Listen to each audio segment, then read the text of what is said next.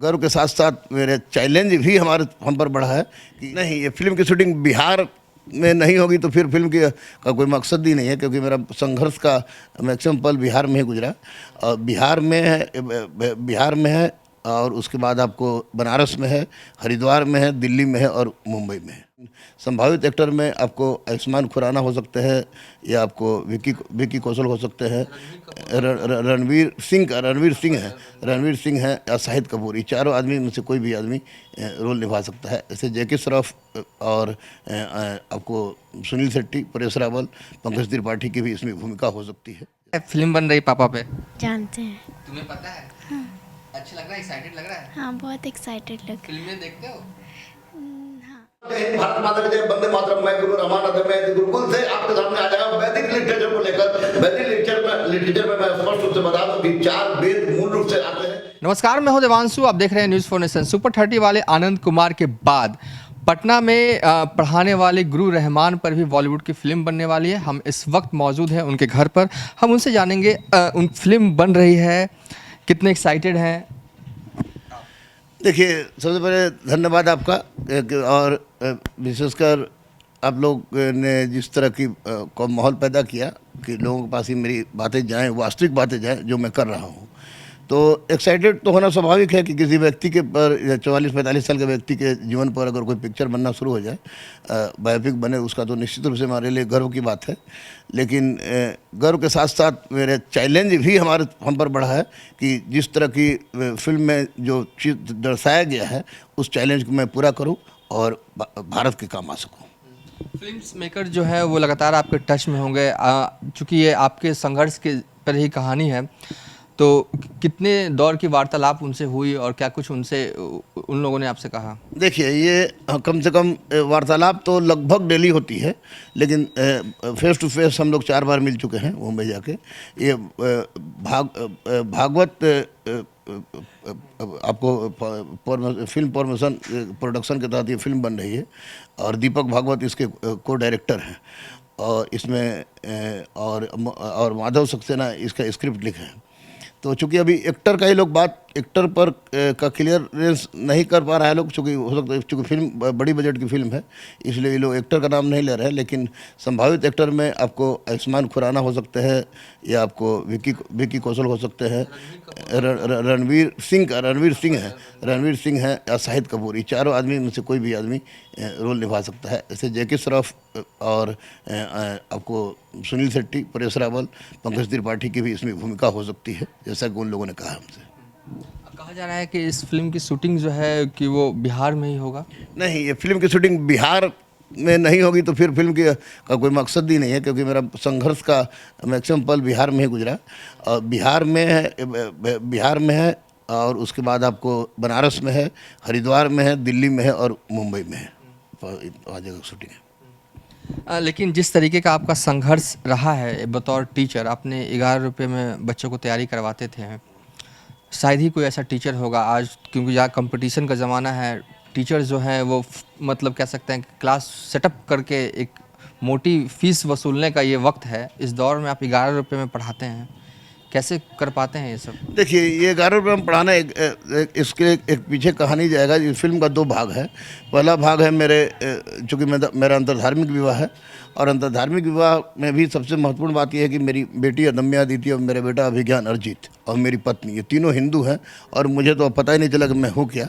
तो वैसी परिस्थिति में ये अब तक के हिंदुस्तान के इतिहास में पहली ऐसी घटना है जबकि पिता के धर्म और नाम पर बेटी और बेटा का नाम ना रहा हो।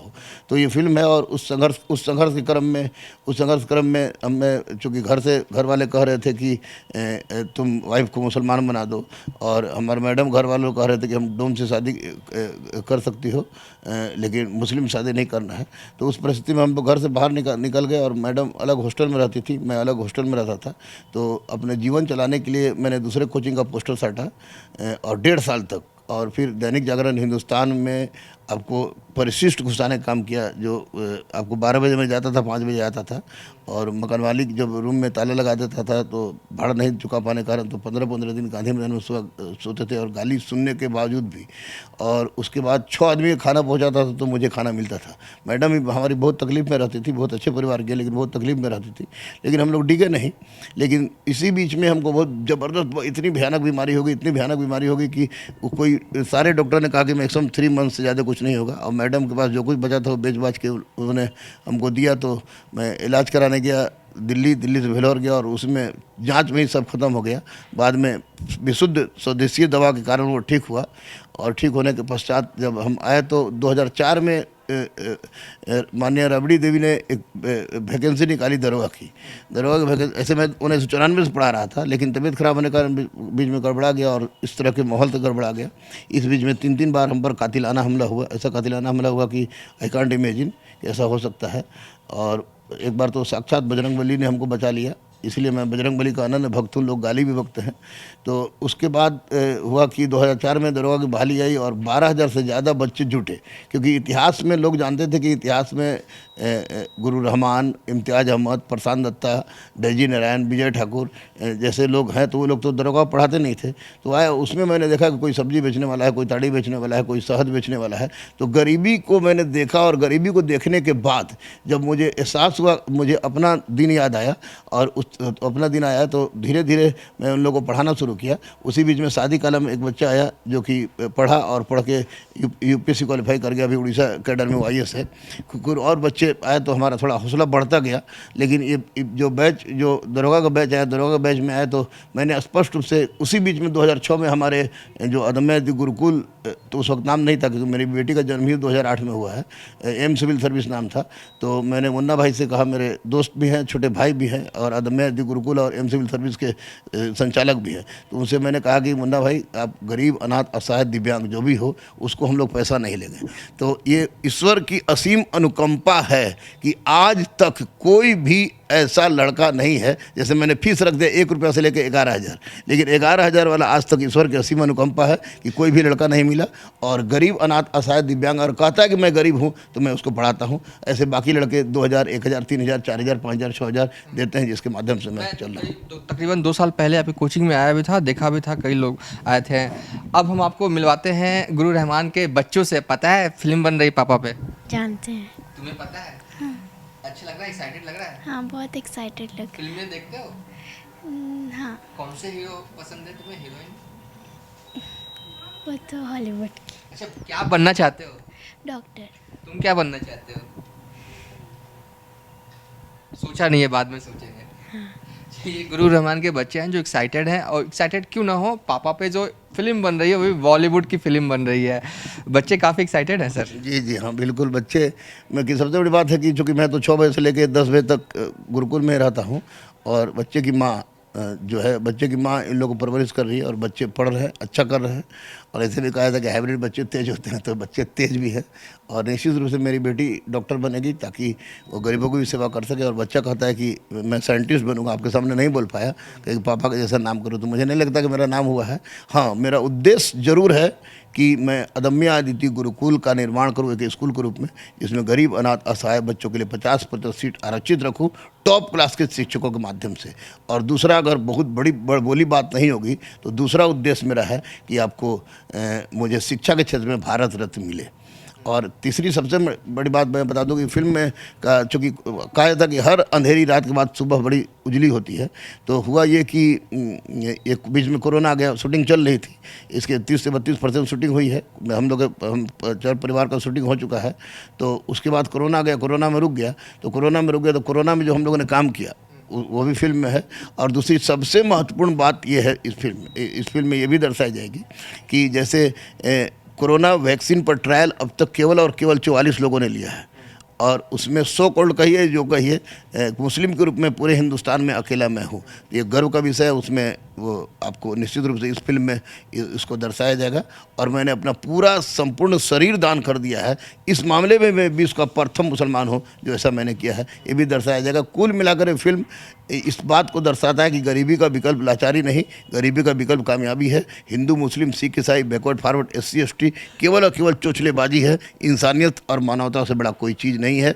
और निसंदेह यह फिल्म संघर्ष और पढ़ाई से संबंधित है, लेकिन पूरे भारत में पसंद आएगी। और मैं आपको बता दूं कि ये फिल्म आपको भारत के बाहर अन्य देशों में भी रिलीज होगी, अलग अलग लैंग्वेज में, और दक्षिण भारत में भी रिलीज होगी। ये हमारे लिए गर्व का बात है। क्या एक मुसलमान लड़का हिंदू लड़की से मोहब्बत करता है और जो भी उसका रहता है वो पूरी तरीके से रहन सहन लहजा सब कुछ बदल जाता है, ये भी कहानी है इस फिल्म में? देखिए, मैं भारतीय हूँ, और भारतीय होने के लिए कोई सर्टिफिकेट की आवश्यकता नहीं होती है। नहीं वंदे मातरम और भारत माता की जय चिल्लाने से लोग भारतीयता का कोई आपको मानदंड नहीं है। तो मैंने मोहब्बत की थी और मोहब्बत की है मैंने, और स्वाभाविक मैं अपनी पत्नी को देवी के रूप में स्वीकार करता हूँ। आज मैं जहाँ तक हूँ वह सिर्फ और सिर्फ अपनी पत्नी और भारतीय सनातन संस्कृति को मानने के पश्चात ही हूँ। तो ये फिल्म में ये तो स्वाभाविक ही दर्शाया गया है। और जो सो कॉल्ड जो लव जिहाद जैसी बात हो रही है, उसको भी एक एंगल दिया गया है, क्योंकि लव में जिहाद नहीं होता, लव में कोई शर्त नहीं होता। इस फिल्म की एक महत्वपूर्ण पृष्ठभूमि यही है।